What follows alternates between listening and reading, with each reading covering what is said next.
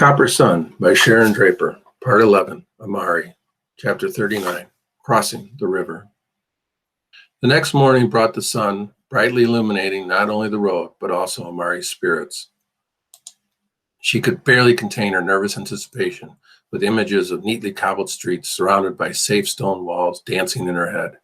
We must be very close to the river, Polly surmised. I can't wait. Do you think we dare to travel during the day? Yes, we find it now, Amari said as she stretched her arms up to the sun. They hadn't eaten since yesterday morning, and she felt drained and shaky. And in spite of her determination and excitement at being so close to their destination, she couldn't erase the reality that for now the three of them were hungry and thoroughly exhausted. She stumbled as she tried to walk a few paces, then she sat down on the side of the road. Are you all right, Amari? Polly asked with concern. Get back up on the wagon. Just tired, Amari replied, but she climbed up without protest, holding on to Polly's hand for support. We got to find something to eat, Tidbit reminded them. Amari rummaged in the wagon to see if there any food remained. She found one small pouch of berries. She gave them to Tidbit. So when they came across a grove of wild apple trees, Amari could hardly keep herself from shouting with joy. All of them, even Hush Puppy, filled up on the sweet fruit as they crouched as far as from the road as they could. That evening, they finally reached the banks of the St. Mary's River. It lay dark and smooth ahead of them. The moon shone brightly, illuminating the scene. Cypress trees decorated the edges, their branches and roots leaning over as though welcoming them. Amari thrilled at the sight. It hardly seemed possible that they could be so close to freedom. Tidbit looked at the river fearfully. "I'm scared of gators," he said, pulling away. "This water be real deep." You got good reason, Amari replied, remembering that awful day, but I take care of you. I don't see any alligators, Polly said, but that doesn't mean they're not there. Lots of snapping turtles, though. Look, she pointed at the gray-black, rock-like creatures that moved lazily in the muddy, sandy mud on the bank of the river. Too far to swim, Amari admitted. It's very wide, Polly agreed. How will we cross it? Amari replied, We come too far to stop now. She could see flickering lights in the distance, indicating settlements or garrisons of soldiers, or maybe Fort Mose. Her heartbeat quickened. We need a boat, Polly replied. The horse, which had been eating the soft grass that grew by the riverside, whinnied softly. He shook his thick mane and ventured into the shallows to drink. Can a horse swim? Amari asked with sudden inspiration. Polly looked dubious. Sure, but the river looks awfully wide. Maybe we just wish we'd be across, Amari countered. We got to try. She unharnessed the horse from the wagon. We going to ride across the river on back of Brownie? Tidbit asked, jumping up and down. Suppose we fall off, Polly wanted to know. Suppose Gator get me, Tidbit added. Amari took a deep breath.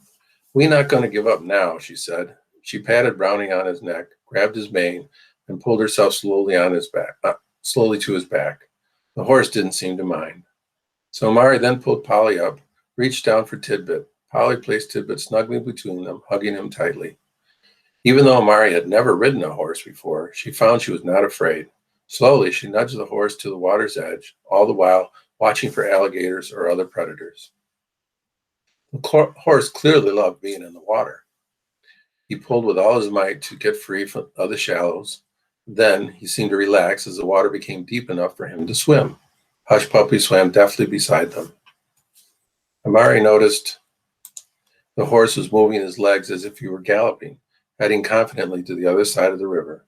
The three riders were wet up to their waists, but the horse was strong and steady, and they did not slip into the water. This be fun, Tidbit cried exultantly as he moved silently on the dark water. He still peered to each side, however, checking for alligators. Amari held her breath, the excitement almost more than she could bear. Freedom lay on the distant sandy bank of this river. No one spoke. The moon shone brightly, making everything seem to glow. Hush Puppy reached the shore first and immediately began shaking water off his fur. When the horse pulled the children up onto the sandy beach, Tidbit jumped off right away and cheerfully ran on the wet sand. Amari jumped off next, hugging Tidbit with joy. We be free, little one. Free! She danced around the beach area, swinging Tidbit in the air. Polly joined in, and Tidbit giggled with glee. Hush Puppy, however, began whimpering. Then he gave a nervous growl. Amari paused and looked with concern at the dog. Though she couldn't see what was upsetting Hush Puppy, she instinctively grabbed Tidbit's hand and led him away from the shore. Amari turned to warn Polly when she saw it. "Look out, Polly!" Amari yelled hoarsely. Polly turned her head. "Gator!" The alligator, close to 10 feet long, moved with unbelievable speed, but Polly was even faster. She shrieked and scrambled away up the riverbank.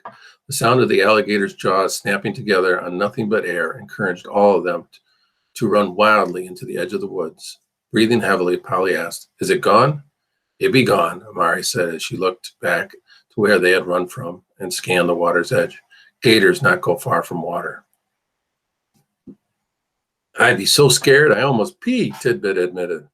Safe and feeling truly free, the three travelers sat down on the ground and laughed and laughed and laughed.